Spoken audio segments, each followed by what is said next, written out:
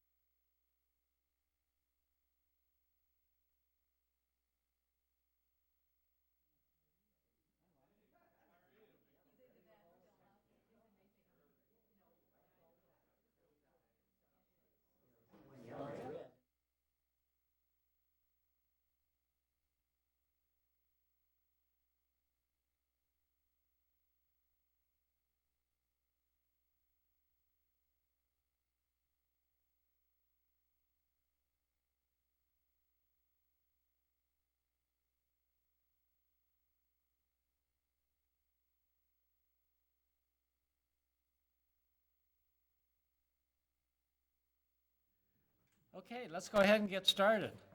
My gosh, the cameras are a long ways back. You guys in a retiring attitude? Glad to have you here today, though, because this is a little bit different than the usual press conference. You know, we're dealing with the in-street bikes cycle track today, and normally we have a big opening dedication all at once. But this thing is moving along rather quickly, and we want to be sure that people are educated with regard, as best as we can, with regard to the use of the cycle track. So I really do thank the media for being here today, and I hope you'll make your best efforts to get people connected to sources of information that you will hear about this morning. It's been actually a big month for openings in Lincoln. I think you all know that the Breslow Ice Center opened this week. The new Penny Bridges on Sheridan Boulevard will reopen tomorrow. And today, I'm pleased to announce the opening of the in-street cycle track. As I said, the real dedication will take place in the spring, and at that point in time, we will take a lot of time to recognize all the groups and people, individuals who have contributed to this project, and there are a great number of them. But today, we're here primarily to kick off that very important part of this project, the public education campaign. Anyone who has traveled in the street downtown has seen the construction, which began last March. The cycle track runs for 17 blocks along the south side of N Street, from 23rd all the way west to Arena Drive. This two-lane bikeway is separated from traffic, as most of you know, with paint and curbs and medians and on-street parking. Lincoln is very excited to be the home of Nebraska's very first cycle track. The separation of bikes and motor vehicles provides an extra measure of safety, but it's very important for the public to learn how to navigate this stretch of in-street, which includes traffic control devices at every intersection for cyclists, for motorists, and for pedestrians. So we encourage everyone to visit the city website, lincoln.ne.gov, and use the keyword in-street. There you will find instructional videos and more information for cyclists, for motorists, and for pedestrians. They were produced by 10 Health TV, which also has created a set of public service announcements that you'll hear and see on radio and television. And I think we're going to take a look at one of these right now. So fix your eyes on the screen here. Those new green markings on N Street are part of the state's first cycle track from 23rd Street to Arena Drive. The green paint helps remind drivers and pedestrians that the cycle track is for bicyclists only and should be crossed carefully. Turn boxes at intersections allow bicyclists to safely position themselves to move north across N Street. To learn how you can safely navigate N Street as a bicyclist, driver, and pedestrian, visit lincoln.ne.gov. Keyword N Street.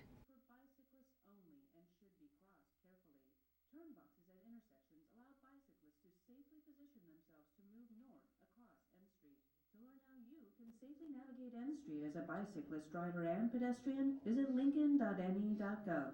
Keyword N Street. That's it? They're short. Short but accurate, concise. There's a longer video. All right. I've got a couple more things I want to say, but while I'm doing that, Roger Hirsch is here today with the Great Plains Trails Network, right? That's right.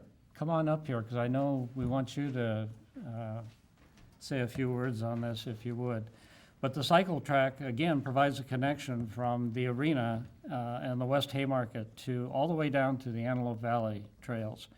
And for that reason, becomes a critical link between the east side and the west side of our trail connections.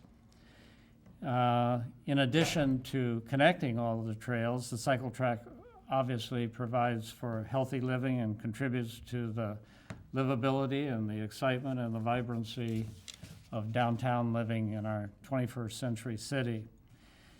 You'll remember that the ability of its employees to bike to work was cited by Nelnet earlier this year when it announced plans to turn the old Windstream building in the Telegraph District into offices as part of its redevelopment effort. The cycle track is funded by both public and private sources, and I want to thank the biking community, city departments, area businesses, and funders for their work and their support of the project. The Great Plains Trails Network has played in this project, has played in almost every project, a huge role in growing the trail system of this city. So at this time, I'd like to offer GPTN President Roger the opportunity to say a few things here. Thank you, Roger, for all. Thank you, the Mayor help of your Beitler. group. Thank you very much, Mayor Beitler. Just last year, the American Planning Association recognized the Lincoln Trails Network as a, quote, great public place in America as part of its annual recognition program. Today, the Great Plains Trails Network, which celebrated its 27th birthday in this community just two days ago, is proud to have been a part in making our community's trails network an even greater public place in America. Formed in 1988 by a group of local citizens committed to developing and promoting a trails network, GPTN has been an active participant in fundraising, working with public agencies, lobbying for legislation favorable to trails, and providing and promoting educational opportunities about trails, their value and use. GPTN is an all-volunteer organization. It has never used paid staff. It has raised over $3 million for the development of community trails during its lifetime, and several times raised its commitment for the N Street cycle track before settling at a figure of $340,000. The N Street cycle track is a project of which GPTN is very proud. It is the first such trail segment of its kind in Nebraska, as Mayor Beitler mentioned. You would have to go to Minneapolis or Denver for a similar protected cycle track experience. It will not only connect elements of Lincoln's award-winning network, it will also provide an avenue through a busy urban area to connect a trail from Omaha into Kansas. The cycle track will also provide a safer way for bicyclists to traverse east and west through a busy downtown, growing with more business, residential, and entertainment opportunities. This project represents a fine example of public-private cooperation by bringing together private groups and funding resources to enhance public planning, talent, and direction.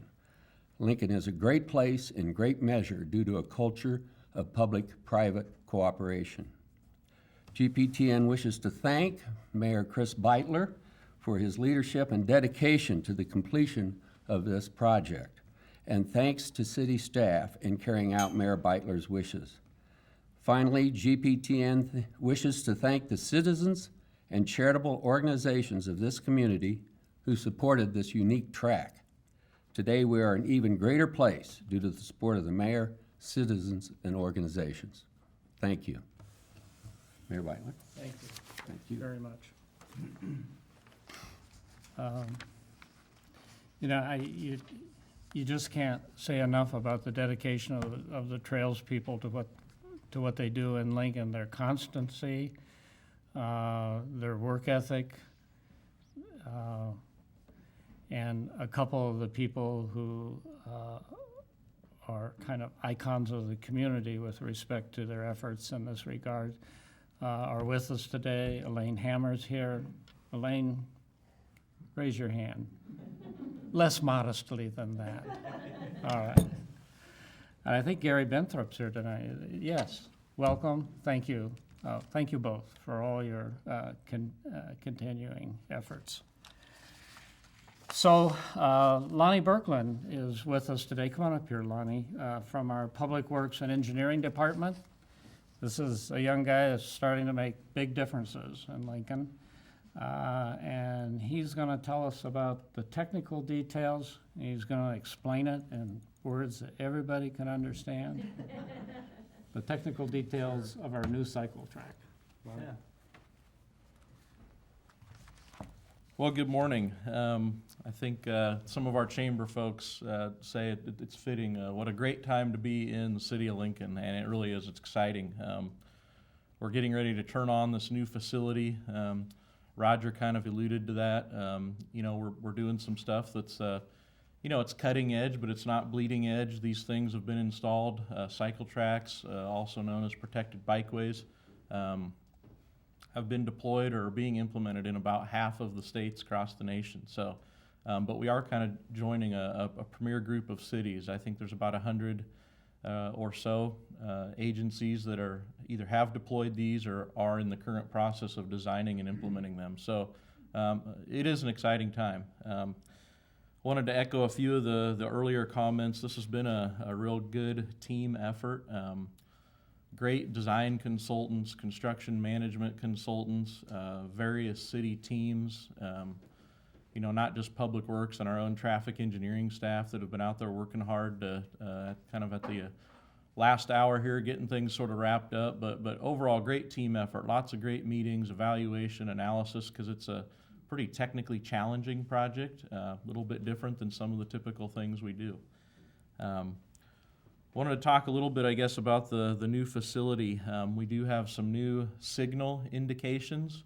We've got some new pavement markings, some green pavement markings that several of the folks have started to see roll out along N Street.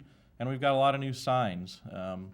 And so, as Mayor has mentioned, we're going to be rolling out a lot of information on the city website, out to the media, get folks used to understanding kind of a new way to operate some of these devices, both from a signal, traffic management standpoint, and also for the cyclist community as well using it. I brought a few handouts and I'll leave with folks. We've got a lot of information on the website now with flashing yellow arrows. It's a new type of signal. We've actually just recently, this week too, launched a new one of these out at a typical intersection at Northwest 48th and O Street for some left turn movements. Nebraska Department of Roads is implementing these flashing yellow arrows across the state, from communities the size of Columbus to the city of Omaha is now deploying these, and we will be doing more of that in the future as well. So that's something that we're going to continue to provide more information and updates on and get that message out to folks as far as how to yield with the flashing yellow arrow, and you'll see a lot of that on some of the great videos that have been put together. The green pavement markings that are down there are referred to cross bike markings. Those are for cyclists only. They'll traverse along the corridor, along the N Street cycle track in those green marked areas. And we've got detection at various intersections, actual detection in the pavement of the cycle track to detect cyclists as they approach the intersection. Doing lots of new things with traffic signal timing. They have their own dedicated bicycle traffic signal heads at the facility. And so again, just like standard vehicle heads, red, yellow, green, the cyclists now have their own bicycle signal head, red, yellow, green. And again, we'll be getting more information out on that as well. But would urge everybody to go down and check that out. Definitely get on the city website, look at the videos and the information, and there's going to be a lot more of that rolling out. So, Very good. Why don't you stay up here, Lonnie? I'm sure there will be some questions. But I want to commend all of the city employees. Many of our projects involve partnerships, of course, public-private, and this is no different. But it also took an extraordinary amount of coordination internally this time between our planning department and our parks department and our urban development department, and even our health department and our citizens information center. So I do want to say thank you to all the city employees who were involved in this and who have helped put this together in one way or another. And beyond that, two other individuals, Caleb Swanson with PC Sports has been very helpful with this. And of course, our partner on everything downtown, Terry Euland and the Downtown Lincoln Association, of course, played a big role in coordinating exactly how this should work. And it's because of their help primarily that we're able to come to reasonable compromises between what moves down the street and how many lanes and how much is retained for parking and all these questions that are important to different groups of people. So I did want to thank all those people. With that, are there questions? Mayor, what was the cost? of Pardon me? the curbing? What was the cost of the curbing and everything? Did it come within budget? It did come within budget. Caleb, are you prepared to talk about that? I haven't had an update recently.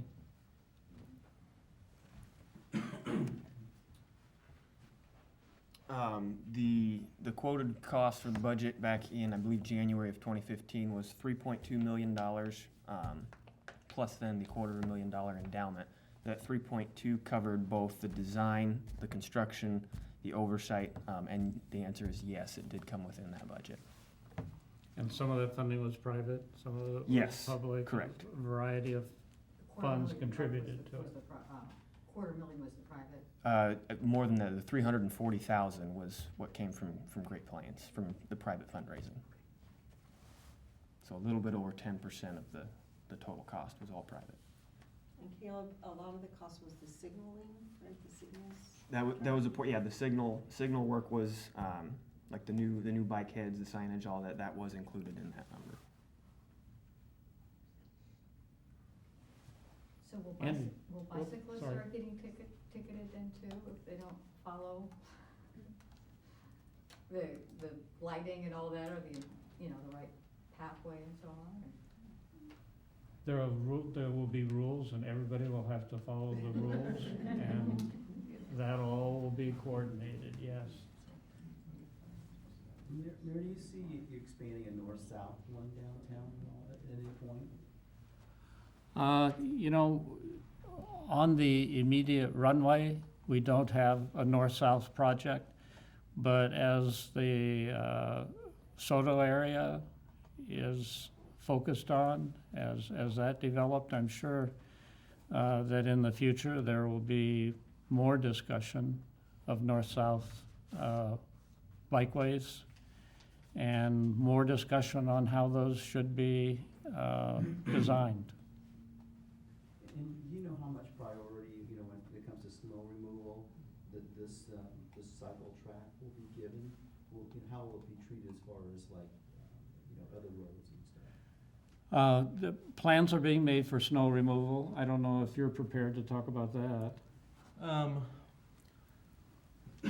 Yeah, Ty Barger and the team in maintenance operations and then Park and Rec are working together to have that plan to remove snow. I believe as it stands right now, the Parks and Rec folks will be actually doing the sweeping and the snow removal, and folks at street maintenance will be doing any of the necessary salting or typical brine work. So it'll be a little bit of a team effort, but yeah, they've got plans to take care of the facility. But you don't know, if it'll be on the same, will it be on the same priorities like a residential, or will it be the same as an arterial, or will it be the same as Yeah, I don't think we've worked through all the details at this point, Andrew, but we're rapidly doing so. It's not gonna snow, Andrew. Not gonna snow. You're gonna build a dome? Don't say that. When will it open? It'll be open next week, Yeah. is the plan. Is there a day? Pardon me? Is there a day? Is there- Yeah, we'll be doing more of a formal turn-on Monday. Actually, the folks are out there between city forces and contractor forces, kind of doing the last bit of cleanups, removing some of the temporary traffic control. There's some minor tweaks to some of the sign orientation and some of these signal operations as we sort of unbag the bicycle heads and get them ready for prime time. But most of that work's really going to be wrapped up between today and tomorrow, and so we're looking to make sure we safely kind of evaluate each intersection. But yeah, we're going to be ready to rock and roll on Monday. So. You know how many bicyclists estimated use downtown or in the downtown area? Boy, I'm gonna put that back on to either some of the cyclists or maybe our planning group. Mr. Carey, have a, okay. I'd say that the number, David. as far as a full amount of comprehensive count for who's in downtown, we don't have that. What we do know is that the trend of the last number of years has been an increase in the amount of people biking for their commute trip. We get that from the census information. A lot of that is the information that's supporting the investment in these types of facilities, for one thing. We do know that our counts on the existing bike lanes on 14th and 11th Street are basically on a non-snowy day would be that we would have a few hundred people on each one of those streets, especially when school is in session with the university. So as far as putting in context what's going on, N Street is an east-west street, which is a very important part of this, that we need to get a facility like this to go east and west through downtown to make those connections to the trails on each end. So we expect quite a few people to be using this facility on a daily basis, especially when it's good weather. Just go ahead and name it. C-A-R-Y, And your first name is? David, David, and your title is? Acting Planning Director. Thank you. And do you have any idea of how much this could reduce accidents? Car, bicycle accidents at all from other cities or anything like that? How much it's helped? I don't know that I would quote any specific statistics, but the intent of a lot of these sort of removal of some right turn on reds and the implementation of these signal indication that folks are going to see out there is to really help enhance the safety of not just vehicle and bicycle interaction, but also vehicle and pedestrian interaction in the downtown. That's something that we're continuing to be a little more focused on, is just where we have high volumes of pedestrians and crosswalks in conflict with vehicles. And so no doubt a large percentage of the analysis and evaluation and implementation of some of these strategies has been for that exact reason, is kind of a focus on safety. I would add too to what David was mentioning in terms of the bike counts. I mentioned detection at some of the intersections. As part of the project, we actually did install some bicycle detection by direction at mid-block locations as well. So we've got a new type of simple web-based software that city staff will be able to monitor and actually see on a weekly basis, daily basis, hourly, 15-minute basis by direction how many folks are using the facility. And so we'll be able to kind of graph and trend some of that and again, continue to provide that to the public if they so desire.